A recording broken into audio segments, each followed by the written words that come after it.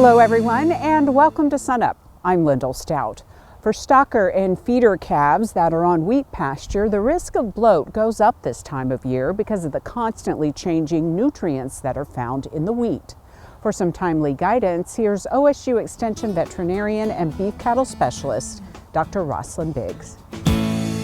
As we enter our spring months, we're quickly approaching kind of our last few weeks of grazing on wheat pasture, at least that wheat pasture that's intended to be harvested.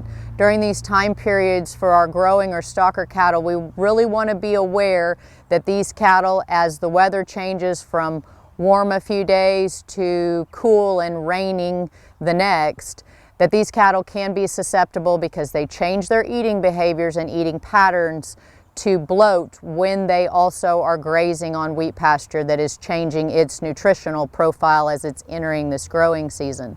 So with that, we want to think about what measures we can take to prevent bloat.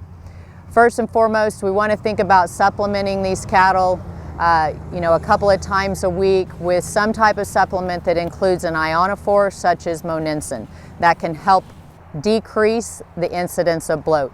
We may also want to have, especially if we're finding a higher increase in numbers of bloat in this group of cattle, we may want to put out things like bloat blocks.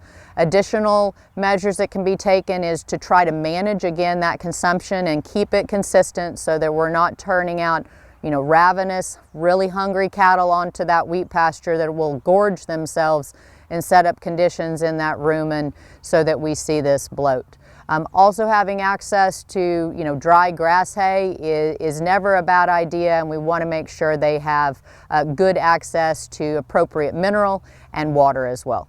As we look at supplements with an ionophore such as monensin, we want to talk with our suppliers. This is not an ingredient that you need a veterinary feed directive for, but we want to make sure we communicate clearly with our feed manufacturers to incorporate the appropriate amounts and also consider the species that are grazing together. In particular, horses should not be part of a group of cattle that are fed monensin because monensin can be toxic to horses. For more information on managing bloat, I encourage you to take a look at our Oklahoma State Extension resources, and in particular an archived recording of presentations on bloat that you'll find under the Ranchers Thursday Lunchtime Series webinars. Staying on the subject of cattle, but looking at the bigger picture now, we have an encore this week of my recent interview with Dr. Dave Lalman that's gotten quite a response and thousands of views online. We're joined now by our OSU Extension beef cattle specialist, Dr. Dave Lalman, to kind of reflect back on 2024 and look ahead to the new year. So as we think about the year that has been, there's a lot that we could talk about. A couple things come right to the top: how the industry is changing, and of course we talked a lot about drought on SUNUP this year. Yeah, those two major impacts to the industry, and you're right, things have changed a lot and things continue to change rapidly. One thing that comes to mind, Lyndall, is the continuous increase in carcass weights in cattle, finished cattle weights and carcass weights, and of course that has impacts downstream. This last November we had a few weeks where steer carcass weights hit 960 pounds, and that appears to be increasing steadily by the rate of somewhere around 4.5 to 5.5 pounds per year, just year after year after year. Part of that is, this year in particular, is because we have the cheapest corn we've had since 2020. Recent costs of gain in the feed yard has been around $1.04, $1.05 for every pound of gain you put on, but cattle are worth $1.90. Okay, and so you get to the end of that feeding period, and there's that big difference. They're going to keep feeding those cattle and making them bigger. But of course, my interest in that is in our cow efficiency program. When you continue to aggressively select cattle for growth, carcass weight, you're going to make bigger cows, unless you have a real intentional program to control that in your selection. but cow weights are increasing on average, it appears, by about 7 pounds per year.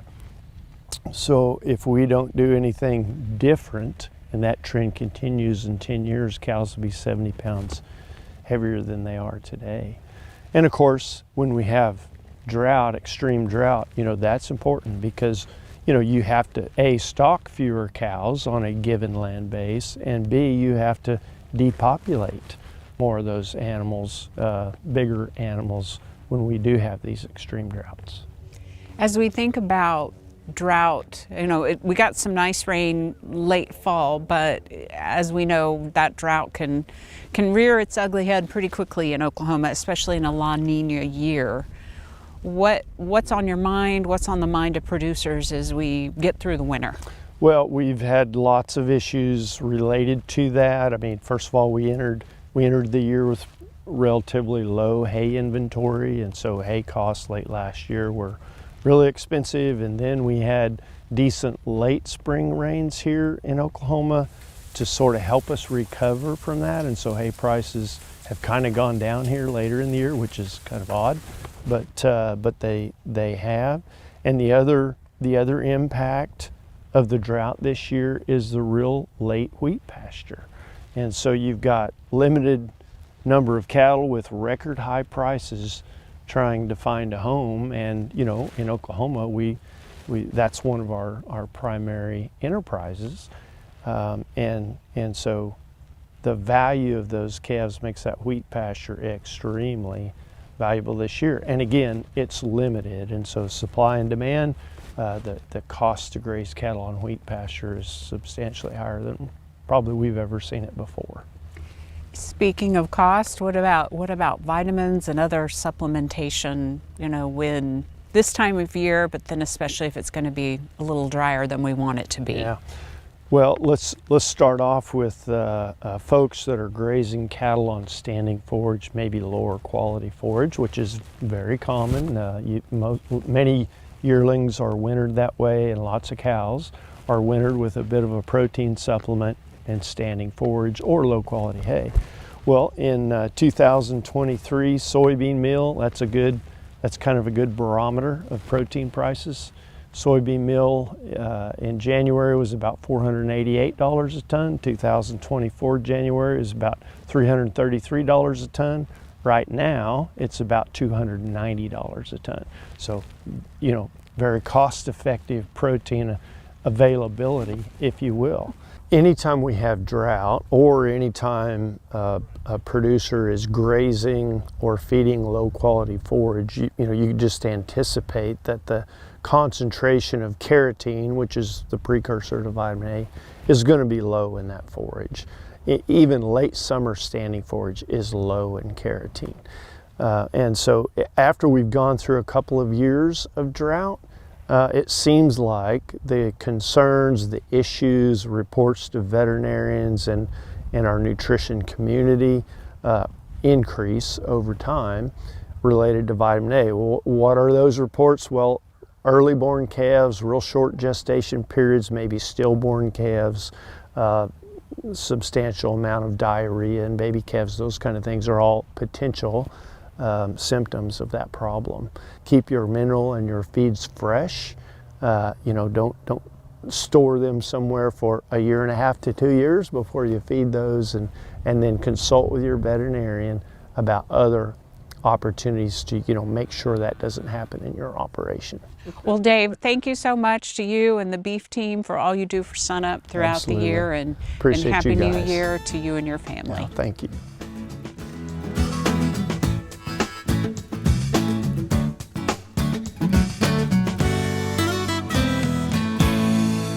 Good morning, everyone. This is State Climatologist Gary McManus with your Mesonet weather report.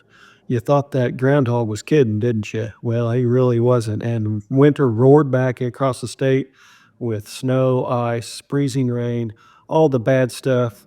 We did need the moisture, however. Didn't move the drought monitor map very much. Let's take a look at that first. Okay, as you can see, we have still much of the northwestern half to 2/3 of the state covered by those abnormally dry conditions. Not drought, but signaling areas that could go into drought without significant moisture. As we go forward, we do have those areas of moderate drought up in the north central and south central portions of the state, and also just a tiny bit of severe drought up in the north central portions of the state. Again, these are areas that could intensify if we don't get significant moisture. But you can see from the consecutive days with less than a quarter inch of rainfall map. Now, of course, quarter inch of rainfall, that also means melted snowfall, melted ice. So if you look back, we've now gone more than 90 days without at least a quarter inch of rain in a single day, a quarter inch of moisture through much of the northwestern half to two-thirds of the state. So really, when you get to the west of I-35, you're dealing with at least 3 months without significant moisture. That's also shown on the 90-day rainfall accumulation map from the Mesonet. Again, you get west of I-35, you're talking maybe 2 inches at the most, but mostly less than an inch. And you get out in the Panhandle, you're barely at a quarter of an inch. So desperate need for moisture on that part of the state. Not as bad since it's been so cold, but it would certainly help as we go into the warmer months in the next 2 to 3 months. Also shown the departure from normal rainfall map. Those deficits across much of the state now up to above 3 inches, 2 to 3 inches in general. Out in the Panhandle, it's about 1 inch to 2 inches. We do have some significant deficits up in the northeastern part of the state where they're getting closer to 5 inches below normal over that 90-day period. Down in southeast Oklahoma, a pretty good little bit of surplus from 3 to as much as 6 inches down in that little tiny corner of the state. Okay, you reflect that on what part of the year are we in. So about 1 inch, 2 inches in the Panhandle, as much as 4 inches below normal over in the east central and northeastern Oklahoma. How does that relate to being in the driest part of the year? Well, when you look at the percent of normal, the Panhandle and southwestern Oklahoma are still by far the driest, despite the fact that they expect less. So they're generally less than a quarter, 25% of normal over that time frame. But again, a large part of the state is less than 50% of normal over the last 90 days. Is that heat going to come back? Well, it certainly is. We look at the next week, we do see those above normal temperatures starting to come back into the forecast. In fact, we could see 70s on Monday and Tuesday. So again, once we start to get up in those above normal temperatures again, that's going to put pressure on the drought monitor. The good news is we also see increased odds of above normal precipitation. So that might counteract a little bit of that. It's all basically baking a cake. So how do the ingredients change that make a drought? Now, if we take a look at the U.S. seasonal drought outlook, this is for February 20th through May 31st. So basically, over the next 3 months, the drought monitor does see drought development likely across the western portions of the state, and those areas where it already exists at this point, that's expected to persist. Luckily, no development across the eastern half of the state, and that little tiny area of drought up in the east central Oklahoma is expected to improve over the next 3 months. So some good news and bad news. Personally, I would like some 70s just for a couple of days just to get out of this sub-zero environment that we've been in. But we do need the moisture to stave off that drought. That's it for this time. We'll see you next time on the Mesonet Weather Report.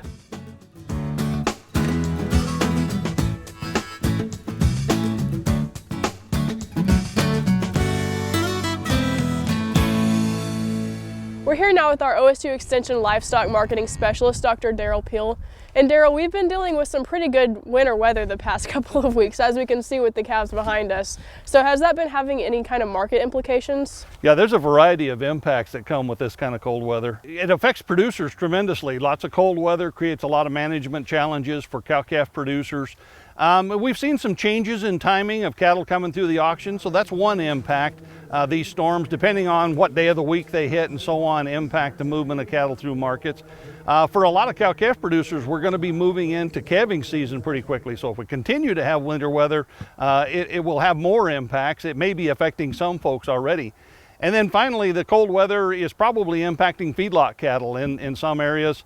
We won't see that for a little while yet in terms of how it might impact performance, but it may impact carcass weights in the coming weeks.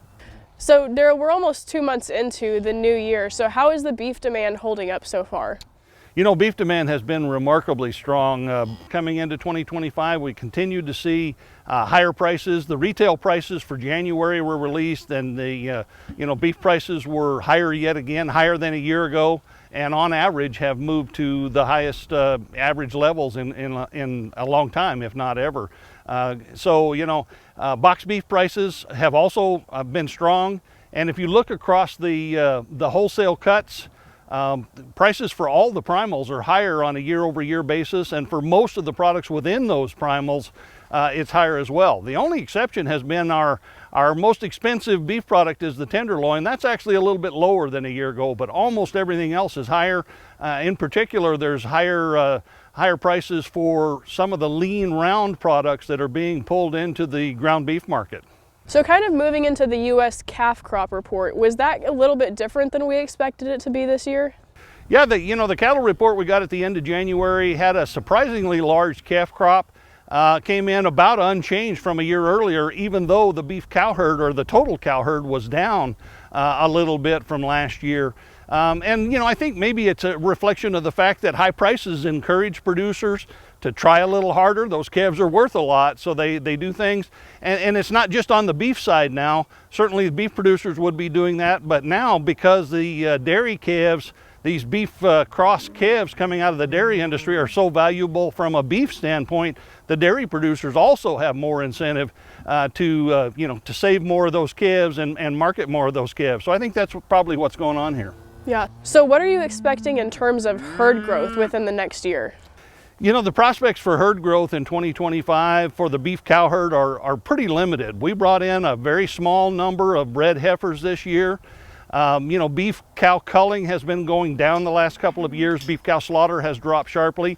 If it drops enough, maybe there's enough bred heifers out there to net out to stable or perhaps slightly bigger herd size for the year, but it looks really kind of like a long shot at this point. I think there's at least as good a chance that maybe we continue to slide a little bit more and see a slightly smaller herd again come this time next year. Yeah. All right, thanks, Derrell. We'll talk to you in a couple weeks.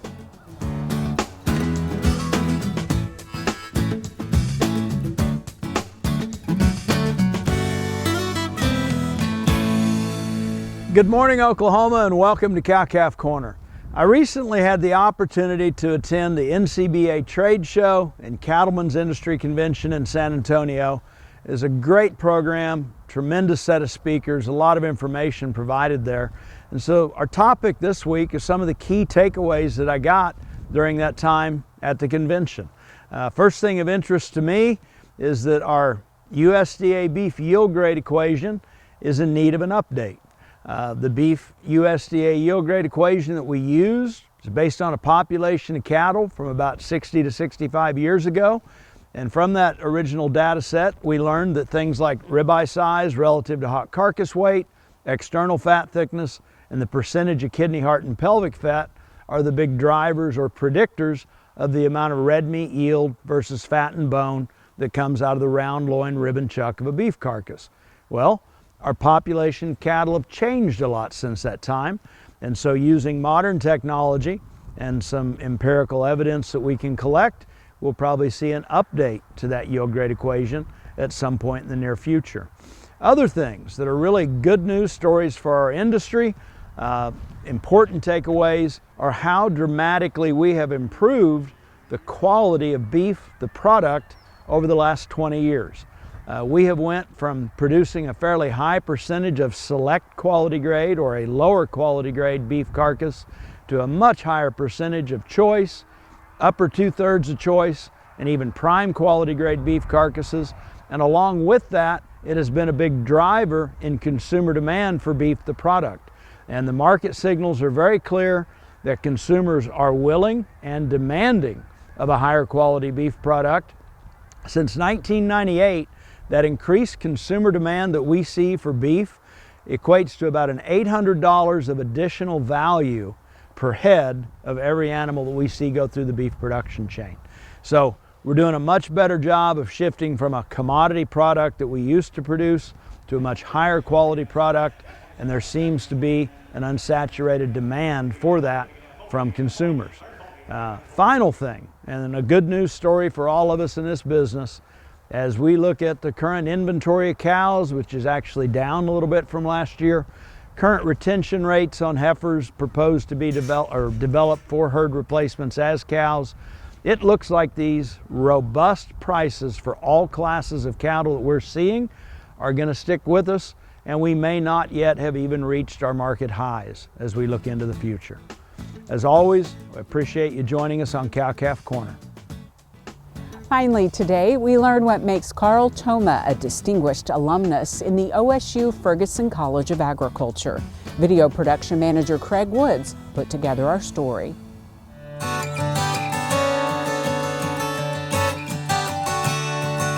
Carl Thoma credits much of his success to hard work and independence, values instilled in him during his upbringing on a cattle ranch in the Oklahoma Panhandle. I have a different opinion of that experience today than I did growing up on a ranch. When you grow up on a ranch as a teenager, you kind of hate being on a ranch because all your friends are in town doing things and I'm having to work. But now looking back, growing up on a ranch was very special because when you live in isolation where you're 2.5 miles from your nearest neighbor, you really learn to be self-reliant. After graduation, Carl decided to go to Oklahoma State University, but didn't major in agriculture. When I got to Oklahoma State, I thought I was going to be an engineer. And so I was in engineering for the first year. And one of my roommates at the time said, "Carl, you grew up on a ranch, you need to get in agriculture." And so I thought about it, and agriculture economics seemed like a natural because it really kind of dealt with more, to me, the business aspects. And so that's how I ended up in agriculture. After graduation, he married Marilyn from Woodward, Oklahoma. They moved to Stanford, both attending graduate school in business administration. After receiving his MBA, he joined the Arizona-Colorado Landed Cattle Company. Carl made a meaningful career change when the early 70s recession hit and he needed to find other employment. My boss, a fellow named Ron Burks, knew somebody that worked in Chicago in private equity, and he said, "Why don't you apply for a job there?" Because my wife had also at that time graduated from Stanford and had a job offer from Quaker Oats, which was based in Chicago. And so I went to Chicago and interviewed and was fortunate enough to get a job offer to join First Chicago in their private equity group. His start in private equity eventually led to the founding of the Thoma Bravo with partner Orlando Bravo in 1980. Thoma Bravo is now one of the largest software-focused investors in the world, with approximately $160 billion in assets under management. He has a knack for surrounding himself with great people. He's a wonderful leader and an incredibly hard worker, so I don't think that you'll find many people who will outwork Carl Thoma. Tapping into their ag roots and entrepreneurial spirit, Carl and Marilyn decided to establish Van Duzer Winery in Oregon after the success of Carl's business. To me, the nice thing about the wine industry is very much like agriculture, but it's got more hospitality associated with it, and so you enjoy the pleasure of agriculture. But in the wine industry, you spend more time directly selling, so you get to know the people that serve or buy your wine. It's no surprise that he and Marilyn have given back to several institutions, especially their alma mater. The Thoma Foundation has provided gifts to the Riata Center for Entrepreneurship, the McKnight Center for the Performing Arts, the Spear School of Business, and the OSU Museum of Art, just to name a few. We concluded that we should give most of our wealth to charity because our kids are taken care of enough to accomplish what they want. And so then we, set out focusing on education and in art, and Oklahoma State's our leading institution that's received the most money, and we'll continue to work with them. And so I think it's just giving back. Oklahoma State's been good to me. I guess society's been good to me, so it's time to give back. Carl and Marilyn also support numerous scholarships, including the John W. Goodwin Endowed Agricultural Economics Scholarship Fund, named after his OSU advisor. Probably the toughest professor I've kind of ever known. Very intimidating, but if you did a good job, he seemed to like you, and so he really helped coach me to, develop my career in ag economics and, take a number of accounting courses and kind of ran the interference with the business school when they would claim that somebody in ag wasn't smart enough to take an accounting course. And recently, the couple established the Thoma Scholars Program at Oklahoma State University. Oh my gosh, I'm so excited about this scholarship program. It will be the most transformational scholarship program we have at our university. Full cost of attendance for our students, so room and board, books, tuition, fees, the whole package, plus an incredible study abroad experience. This is a pathway that opens up doors that students wouldn't have had before to attend a university like Oklahoma State University, to gain skills, connections, networks, so that perhaps some of them can go back home and invest those skills back in their rural communities. And even if they go off and do great things in other places, much like Carl has, they have those connections to those rural areas. Through it all, Carl has realized agriculture's critical impact on his and everyone's lives.